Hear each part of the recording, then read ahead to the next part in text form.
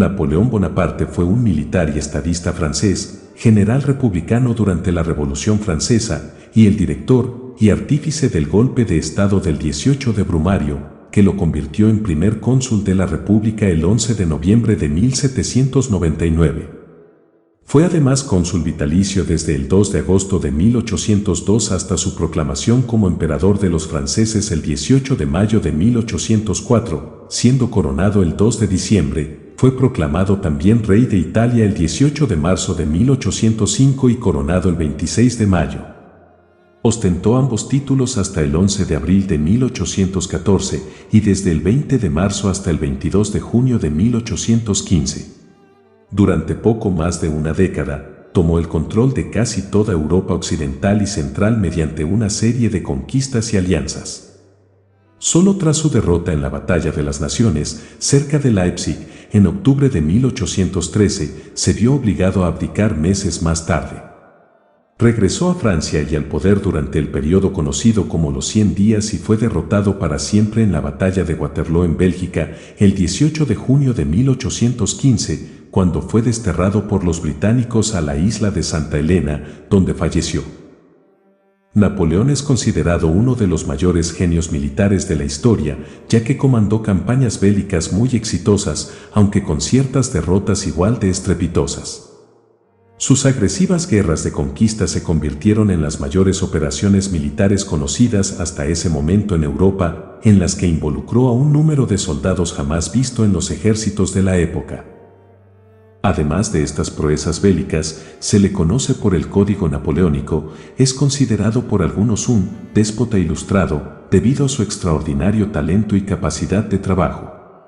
Otros, sin embargo, lo estiman un dictador tiránico cuyas guerras causaron la muerte de millones de personas.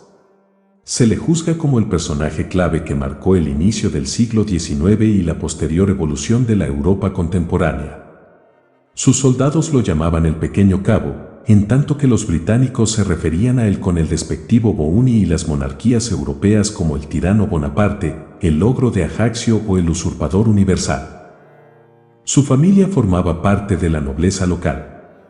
Su padre, Carlo Bonaparte, abogado, fue nombrado en 1778 representante de Córcega en la corte de Luis XVI, lugar donde permaneció durante años, por lo que fue su madre, María Leticia Ramolino, la figura fundamental de su niñez.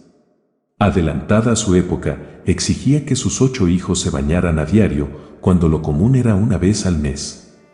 Napoleón, huraño y taciturno, se mantuvo apartado de sus compañeros.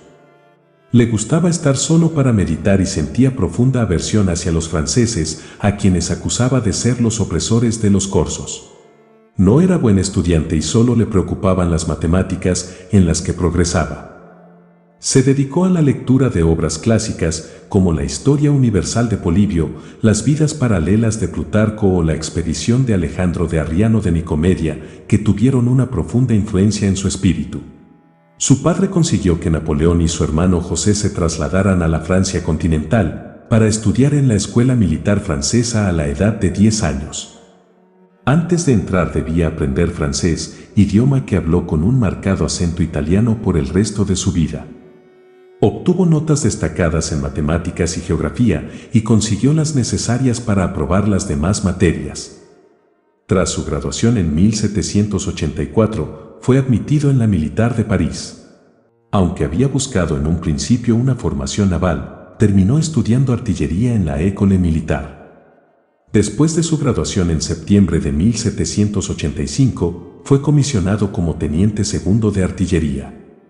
Tomó sus nuevas obligaciones en enero de 1786, a los 16 años.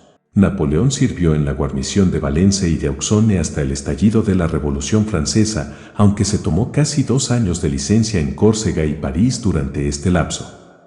Poco después de comenzar la revolución, Napoleón se encontraba en Córcega. Apoyó la facción jacobina y obtuvo el rango de comandante segundo de la Guardia Nacional de Voluntarios de la isla.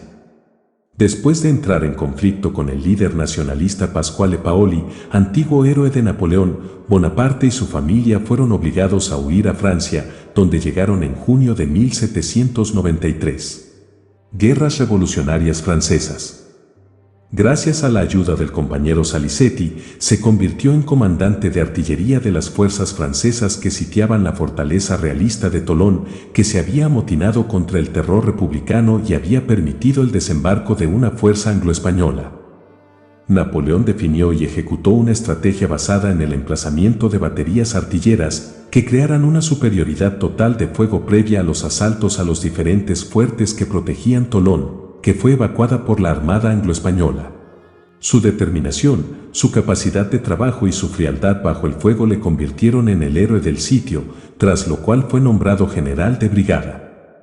Cuando fue enviado a Génova por órdenes superiores en una misión secreta hacia julio de 1794, cayó Maximilien, Robespierre, y Napoleón se convirtió en blanco de sospechas originadas por su amistad íntima con Augustin Robespierre, hermano menor de Maximilien.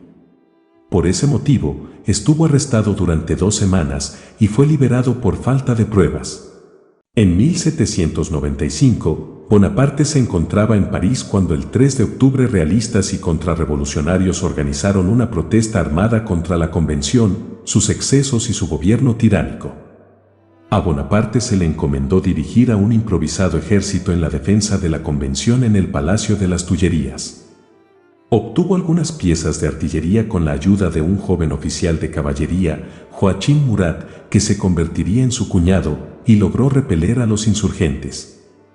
Este triunfo le dio gran fama y poder sobre el nuevo directorio, en particular sobre su líder, Paul Barras. Semanas después, el 9 de marzo de 1796, se casó con la amante de Barras, Josefina de Beauharnais. Días después de su matrimonio, Bonaparte tomó el mando del ejército francés en Italia, que llevó con éxito a la invasión de dicho país. Antes de partir, arengó a sus tropas con estas palabras: soldados, estáis mal vestidos y mal alimentados. El gobierno os debe mucho. Grandes provincias y ciudades serán vuestras. Allí hallaréis gloria y riqueza. Por aquella época ganó el apodo de Pequeño Cabo, en virtud de su buena relación con la tropa. Logró sacar a las fuerzas austriacas de Lombardía con su victoria en la batalla del puente de Arcoul y derrotó al ejército de los estados pontificios. A raíz de la protesta del Papa Pío VI por la ejecución del rey Luis XVI, Francia respondió anexionándose 2 pequeños territorios papales. Sin embargo, Bonaparte desoyó las órdenes del directorio de marchar contra Roma y destronar al Papa. Un año después el general Berthier tomó Roma y apresó al Papa, quien falleció por una enfermedad en su cautiverio. En 1797, Bonaparte, al mando del ejército, derrotó a 4 generales austríacos cuyas tropas eran superiores en número y forzó a Austria a firmar un acuerdo de paz. El resultante tratado de Campoformio dio a Francia el control de la mayor parte del norte de Italia, así como el de los Países Bajos y el área del Rin. Una cláusula secreta prometía otorgar Venecia a Austria. Bonaparte marchó contra Venecia, ocupándola y acabando con más de 1000 años de independencia. Ese año, organizó los territorios ocupados en Italia en lo que se conoció como la República Cisalpina. Bonaparte logró absorber los conocimientos militares esenciales de su época y aplicarlos con éxito. Como planificador en el campo de batalla fue bien conocido por su creatividad en las tácticas de movilización de la artillería. Sin embargo, su éxito no se debía solo a su carácter innovador, sino a su profundo conocimiento e inteligente aplicación de las tácticas militares convencionales. Como él decía, he peleado en 60 batallas y no he aprendido nada que no supiera anteriormente. Como oficial de artillería, desarrolló nuevas tácticas y empleó la artillería como una fuerza móvil para respaldar los ataques de la infantería, beneficiándose de la ventaja tecnológica de Francia en materia de armamento. Fue conocido como un comandante agresivo, que contaba con la lealtad de soldados muy motivados. Fue el primero que usó sistemas de telecomunicación, la llamada línea Chappe de semáforos, implantada en 1792. Maestro del espionaje y el engaño, ganó batallas al conocer de antemano el movimiento enemigo. Intervención en América. En 1796, Napoleón restaura nuevamente la esclavitud en las colonias francesas, abolida desde 1794. Para América Latina, la figura de Napoleón es fundamental. Ocaso y caída de Napoleón. Si bien el Congreso de Erfurt había preservado la alianza entre Napoleón y el zar Alejandro, en 1811 las tensiones comenzaron de nuevo entre ambas naciones. A pesar de ser un gran admirador de Napoleón desde su encuentro en 1807, Alejandro era presionado por la aristocracia rusa para romper la alianza, ya que consideraba insultado el honor ruso. La primera señal de que la alianza se deterioraba fue la forma no muy entusiasta y débil con que Rusia aplicó el bloqueo continental. Esto enfureció a Napoleón, quien tenía simpatía hacia el zar, lo que le hizo sentirse defraudado y traicionado. En 1812 los consejeros del zar le indicaron que una vasta revolución estaba fermentando por toda Prusia y que era el momento propicio para atacar al imperio francés y recuperar Polonia. Gran número de tropas se desplazaron a la frontera con Polonia, más de 300.000 soldados de un ejército total de 410.000. Napoleón, sin embargo, se anticipó y comenzó a expandir su ejército hasta lograr un contingente de 600.000 hombres, adicionales a los 300.000 que se encontraban en la península ibérica. Napoleón ignoró los consejos de no invadir suelo ruso y el 23 de junio de 1812 procedió. Napoleón también rechazó liberar a los siervos rusos, pues temía que esto podría provocar una reacción conservadora a sus espaldas. Tierra quemada.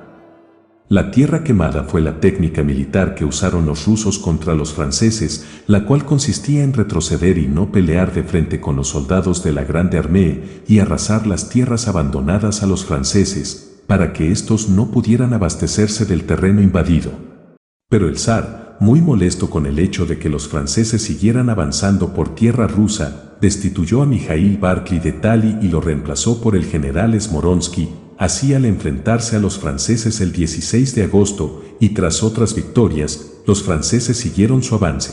Los rusos evitaron batallar en repetidas ocasiones contra la Grande Armée, aunque en algunos casos solo porque Napoleón dudó en atacar cuando la oportunidad se le presentó. Los rusos se replegaron y Napoleón entró a Moscú, asumiendo que Alejandro negociaría una paz. Sin embargo, las órdenes del gobernador del ejército y comandante en jefe, Fyodor Rostopchín, era la de incendiar la ciudad. Tras un mes, temeroso de perder el control en Francia, Napoleón decidió salir de Moscú. Los franceses sufrieron su retirada de Rusia, al punto que de los 650.000 hombres que la invadieron, solo 40.000 cruzaron el río Beresina en noviembre de 1812. Se estima que murieron 570.000 soldados del ejército francés y 400.000 del ejército ruso, a lo cual hay que sumar cientos de miles de bajas en la población civil.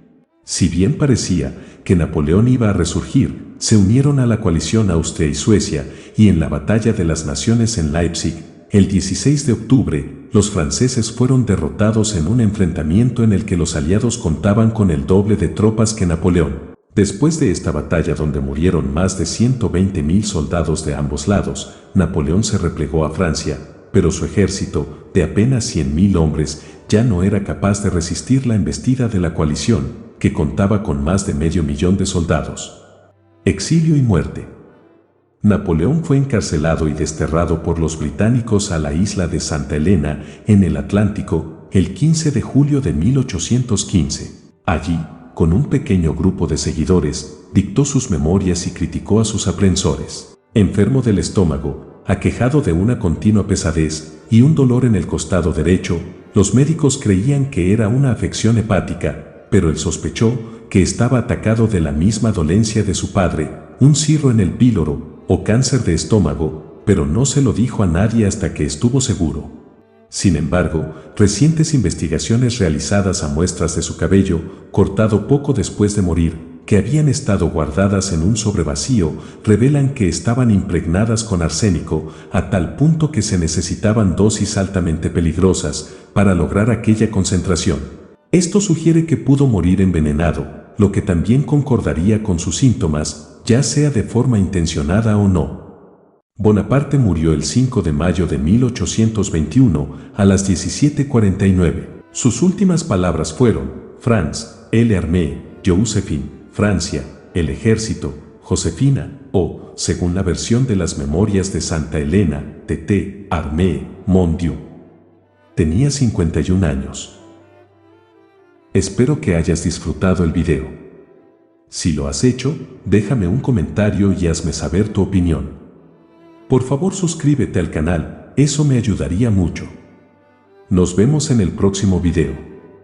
Saludos.